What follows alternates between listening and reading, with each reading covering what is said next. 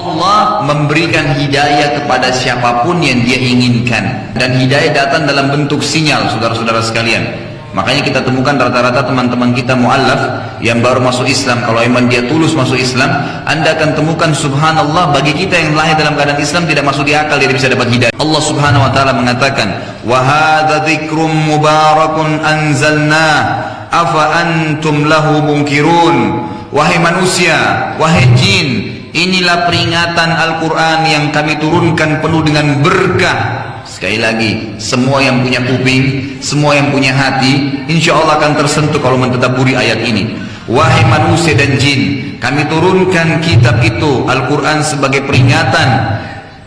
Apakah kalian memungkiri bahwa itu dari aku, kata Allah? Apakah kalian memungkiri tentang kebenarannya? Apakah kalian meragukan tentang hukum-hukumnya? Selanjutnya, dalil yang ke-10, surah Al-Hajj, urutan 22 ayat 16. A'udzubillahi minasyaitonirrajim. Wa kadzalika anzalnahu ayatin bayyinat wa anna Allaha yahdi may yurid.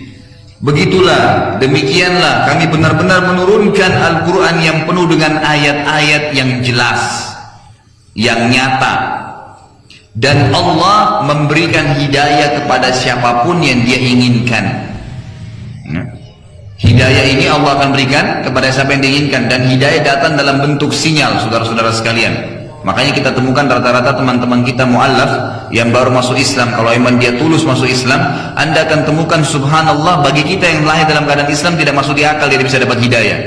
Rata-rata yang masuk Islam di tangan saya itu mengucapkan, saya tanya, kenapa anda masuk Islam? Oh, saya dengar azan kemudian saya merinding. Kalau kita ini orang muslim, lahir dalam muslim, tiap hari dengar azan merinding nggak? Biasa aja gitu kan.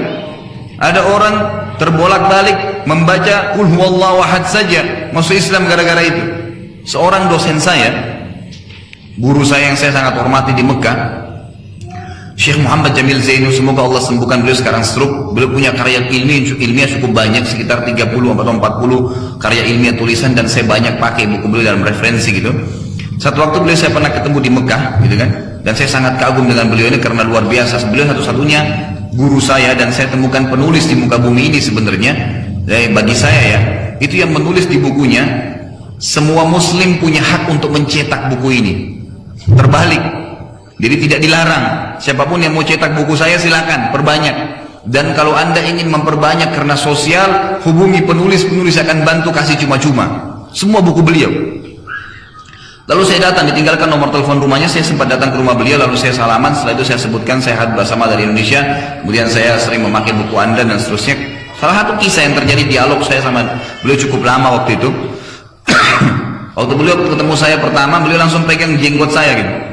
Dia bilang, ini jenggot ente sedikit sekali ya. Terus saya langsung bilang, Syekh, ini di Indonesia sudah sangat banyak gitu. Karena kita di Indonesia kan ada jenggot Pancasila ya, cuma 1-2 lembar gitu ya. Tapi ini, saya bilang ini sudah sangat banyak Syekh. Kemudian kami duduk dialog. Salah satu kisah yang menarik beliau sampaikan, ada buku beliau judulnya Kaifah Tadaitu. Bagaimana saya bisa dapat hidayah gitu loh. Beliau ceritakan semua mu'allaf bagaimana masuk Islam itu. Di antaranya teman kampusnya beliau, orang Kristen. Sama-sama di kampus gini lagi kuliah di Syria, waktu itu beliau dari Syria asalnya.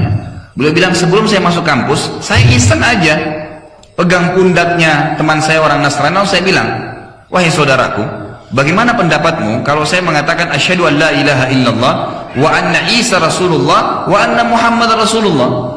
Saya bersaksi tidak Tuhan yang berhak disembah kecuali Allah, Isa benar utusan Allah, Muhammad juga utusannya Allah. Yang temannya Nasrani bilang apa? Kalau begitu, saya juga bilang asyhadu an la ilaha illallah wa anna Isa Rasulullah wa anna Muhammad Rasulullah. Dia udah syahadat, udah masuk Islam. Udah masuk Islam. Ternyata banyak teman-teman kita Nasrani menganggap kita ini orang Islam membenci Nabi Isa. Karena sebenarnya tidak sama sekali. La nufarriqu baina ahadin min rusulih. Kita tidak boleh membeda-bedakan antara nabi-nabi. Kalau ada orang Islam mengatakan Muhammad Rasulullah tapi Isa bukan, kafir. Nggak boleh. Rukun iman kita sebenarnya rukun iman kepada ya rasul-rasul, kitab-kitab yang turun kepada mereka, itu harus kita imani. Dan ini juga sebuah pelajaran besar ya, hidayah Allah kadang-kadang datang dan Allah memberikan hidayah kepada siapapun yang diinginkan. Saudara-saudara sekalian, teman-teman di kampus, kalau ada orang-orang non muslim teman anda yang mau masuk Islam, jangan lagi bilang sama dia, ini buku kau pelajari dulu, oh nanti Ya, Islam itu bahkan ada yang kadang-kadang Islam bilang susah Islam itu satu hari 5 kali sholat. Agama kamu lebih enak cuma nyanyi-nyanyi sekali seminggu, kan gitu. Untuk apa masuk Islam? Ini bahaya sekali gitu. Kita ambil contoh kalau misalnya dia katakan karena saya tidak paham agama Islam, nanti deh kamu pelajari dulu ini buku saya kasih atau nanti saya temukan sama ustaz. Itu keliru saudara. Karena untuk membuat orang masuk Islam tidak ada yang dituntun kecuali 2 kalimat syahadat. Kasus mandi itu cuman bagian pendapat sebagian kecil ulama karena Umar mandi sebelum mengucapkan syahadat. Tapi ribuan sahabat Nabi yang lain masuk Islam tidak ada yang mandi. Cuman syahadat, tuntun dia. Kamu cuma ucapkan asyhadu an la ilaha illallah wa anna Muhammad Rasulullah. Selesai. Kalau dia meninggal 1 menit kemudian Anda dapat pahalanya. Tapi kalau dia tidak sempat syahadat gara-gara Anda tunda dia meninggal 1 menit kemudian Anda tanggung jawab. Ya jelas begitu, kan gitu. Jadi jangan ditunda, tuntun syahadat. Kenapa dikatakan mu'allaf? Karena dia nanti dituntun. Setelah itu baru dituntun salat, baru dituntun kalau dia terima sudah sholat, baru dituntun zakat, baru dituntun puasa. Sebagaimana hadis Bukhari menjelaskan, Nabi SAW mengatakan kepada Mu'adz bin Jabal radhiyallahu anhu, hai Mu'adz, kau akan datangi ahli kitab di Yaman, Yahudi dan Nasrani, maka yang pertama kau dakwakan adalah syahadat. Ajarkan dulu tidak ada Tuhan yang menciptakan langit, bumi, udara, air kecuali Allah dan saya adalah utusan Allah. Kalau dia terima, baru kamu pindah ajarin 1 hari ada sholat 5 waktu. Nggak usah sholat tahajud dulu, nggak usah sholat duha dulu, 5 waktu sholat. Tata caranya dan bacaan yang ringan. Baru kalau mereka terima, baru ingatkan ada zakat diambil dari orang kaya mereka dikasih kepada orang miskin mereka. Kalau mereka terima, sampaikan setahun sekali ada puasa Ramadan. Kalau mereka terima, ada haji diperintahkan. Jadi rentetannya seperti itu.